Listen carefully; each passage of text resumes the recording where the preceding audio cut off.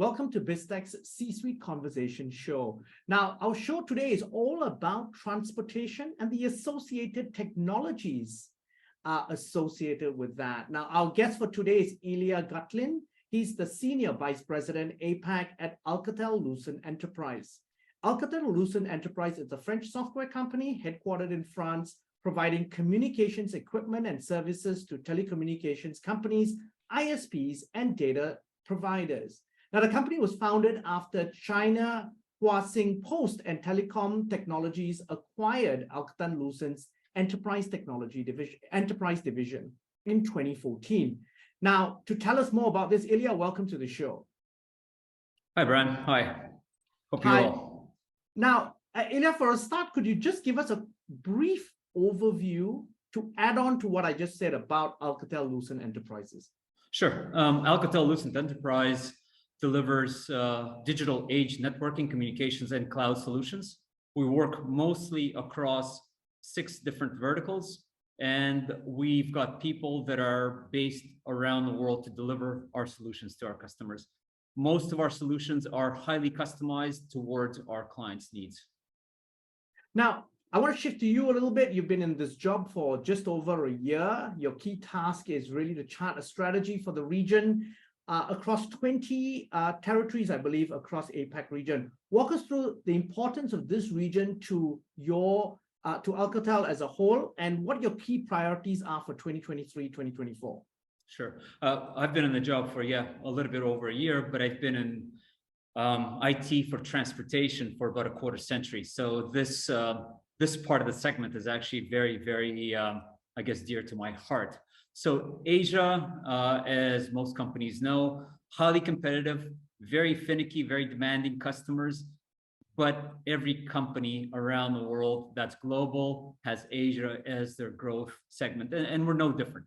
Our job is to grow. Our job is to get market share across the different countries in the region. And you know what? In 22, we've done that. Our growth in 22 was just above 40%.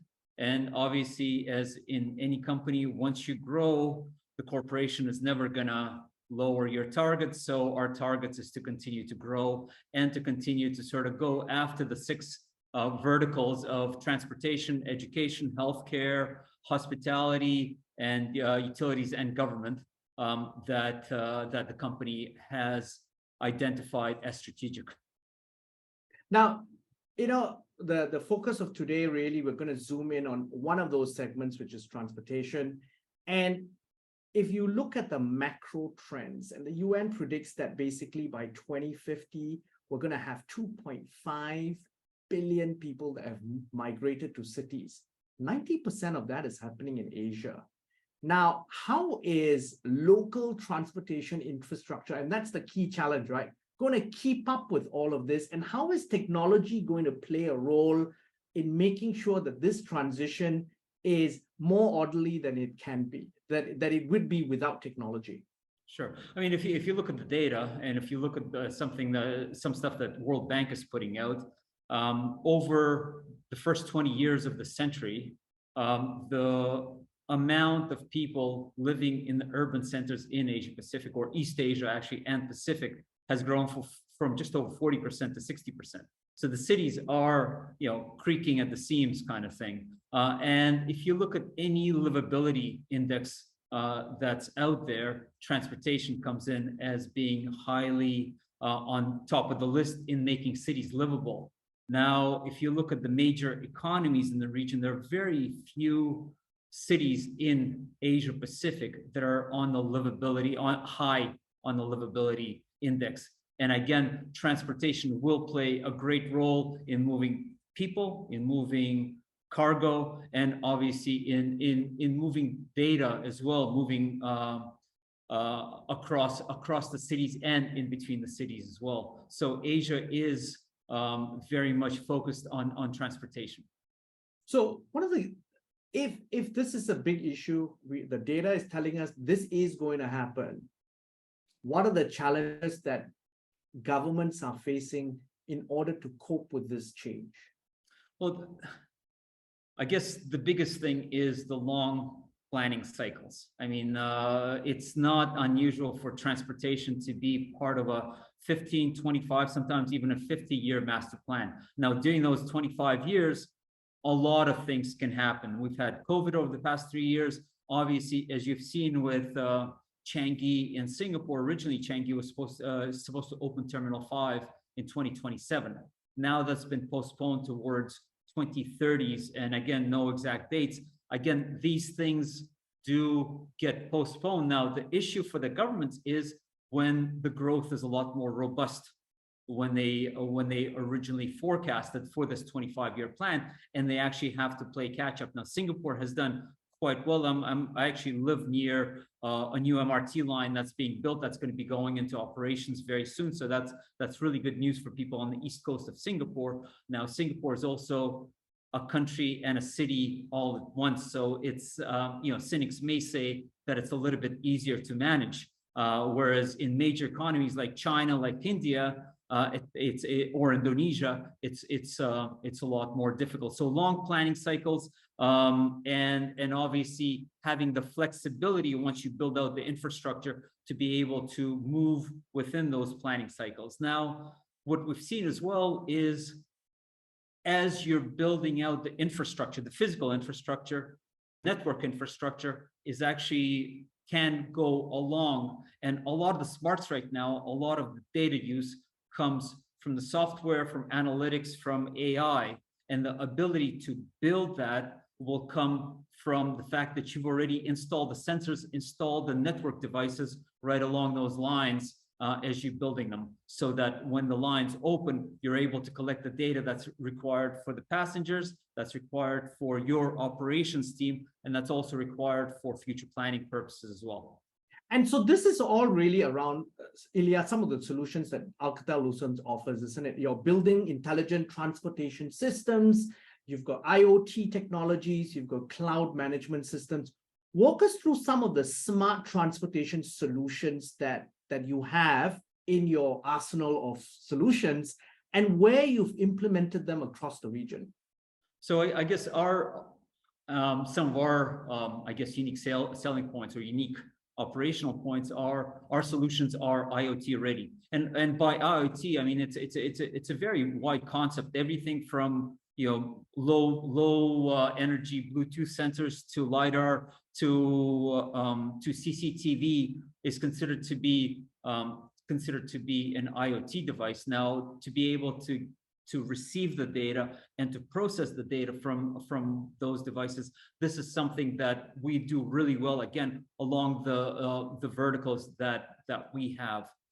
And also, in addition to it, the people that we've got working for us and our partner community, which is quite large across the region, is also trained to be able to install those devices to make sure that we're not only understanding our own business of networking and communication services, but we're also understanding our customer business and some of the challenges that they're going through and how do they use technology in order to be able to get over those challenges. So one of the key things with transportation and governments is also then reimagining transportation, looking at sustainability as a cornerstone of that master plan. For example, the Singapore LTA, Land Transport Master Plan 2040. And that involves, for example, the increased use of bicycles, which we talked about offline since both of us are cyclists. How is that impacting? So if you look at transportation from a overall perspective, so you have low footprint solutions versus higher footprint solutions like aircraft and so forth. How is that then figuring out, helping governments to then come up with solutions using data and technology to make better decisions? Well, I think on one hand, last mile has been an issue for most transportation networks, be it in the air, something that I know very well, be it on the ground. Now, I think people have tried to resolve it through bicycles, through scooters, through other means. And I think this is still, in a lot of respects, work in progress. Now, again, being able to use IoT, being able to have kind of, an ITS ready solution to see the data. What are the people using? What comes naturally to them is something that is very interesting for the governments, and the ability to then build out their MRT network like we do in Singapore, or whether you invest in bringing T5 into existence a lot sooner or a little bit later, as the decision that's being made by MOT in Singapore right now. Now, Ilya, if you look at Singapore, and you alluded to this earlier, critics would say that it's easy to do that because it's a city. So Singapore has always been very forward thinking, whether it's talking about air transportation or their land infrastructure. As I said, also, even just the low carbon footprint physical infrastructure around bicycles. Besides Singapore, where else do you see, and I hate to use this word, but really the gold standard around the world in terms of looking at transportation infrastructure and incorporating technology into that to future-proofing the infrastructure? Yeah, well, it's an interesting question, because it actually comes very close again to my heart, because about 30 years ago, I backpacked through Asia. And I spent 2 months in China, I spent 2 months in India, but 6 months in Southeast Asia as well. So I really covered the region. Now in China, I went from Kashgar in the very far northwest over to Beijing, down to Chengdu, Kunming, and over to Guangzhou. So I traveled on foot, in the trains, on buses, on boats. And I did the same thing in India. Now, coming back to China with my kids about 7, 8 years ago for the first time, China was a different country. It is incredible what the Chinese authorities did. And right now they've got 40,000 kilometers of high-speed train tracks that they've laid in the country. I mean, traveling in China on train is a wonderful experience. I think it's going to be 50,000 kilometers by 2025, and 200,000. Think about it, 200,000 by the end of this decade. Now, this is not just laying high-speed train tracks. I mean, you're talking about a lot of technology that's going along with it for autonomous train operations, for incidents management, and also for data gathering from passengers. Now, India, on the other hand, where I also spent quite a bit of time traveling, pretty much in the same way, although I traveled on top of the trains as well at that time, kind of. I think it still happens in India. Yeah, which was a lot of fun, although I have trouble convincing my wife to do the same. But India, I think, is playing quite a bit of catch up.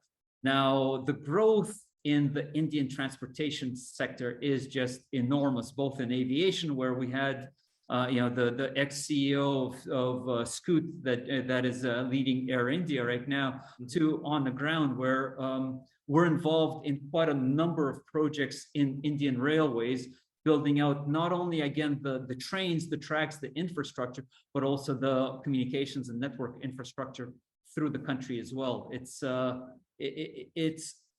long-term project, but it's something that India needs, for I guess, for GDP growth and for standards of living growth, and also to make the country a lot more livable as well. Now, Ilya, then what are some key trends in the future of transportation? What are the key things that we need to be watching out for? Well, I think the number one trend in the next, 20, 30, 40 years is going to be sustainability.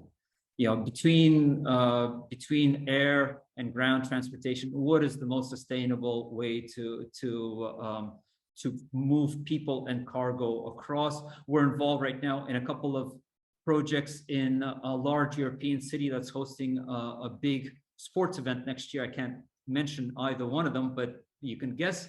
And we are I guess, working with them on 200 kilometers of tracks where it's going to be zero carbon emissions, zero carbon footprint when that's finished. That's going to be going very much along the same way in large countries as well. At the same time, I mean, the news this morning is the legislation in France that disallowed any air transportation for routes that are less than 2.5 hours within the country. So this is Paris to Lyon, Paris to Bordeaux, I guess. The French will not be able to fly on those routes. They will have to take the train. So sustainability is huge. Second thing is passenger engagement, passenger satisfaction, making sure that even with the electric vehicles coming in, what will make people use the transport network? One, it's the efficiency, B, it's the cost, and C, it's the overall engagement. When you're on the train and you're not driving, you are able to then, I guess, consume normally your emails, your chats, learn on the internet, read a book, etc. So these type of things will make it a lot more livable. So again, passenger experience. So sustainability, passenger experience, and overall efficiency of the operation. Now, it's been a fascinating conversation. I've learned a lot, Ilya, but before we leave, any final thoughts you'd like to leave the audience with? Sure. I mean, for me, being in the IT industry for such a long time, you always come across the fact that that IT or technology introduction, it's all about people, process, and technology. Now, what we've seen with technology is a lot of times the technology trends and technology innovation, especially in infrastructure, will be commoditized.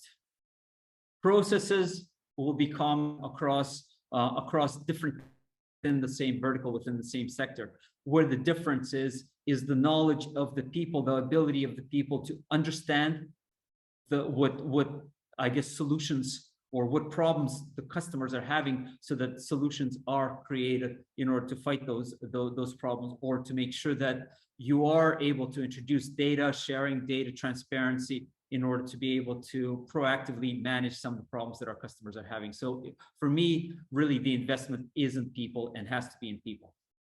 Ilya, thank you very much for taking your time to be on this show. Thank you, Brian. Thanks very much. Now, we've been speaking to Ilya Gutlin. He's the Senior Vice President, APAC at Alcatel-Lucent Enterprise. I'm Brian Fernandez, and you've been watching and listening to Biztech's C-Suite Conversation Show. This interview will be on our website, www.biztech.asia, as well as our social media platforms. It'll also be on our syndication partners, TV stations, radio stations, and websites. Thanks a lot for tuning in.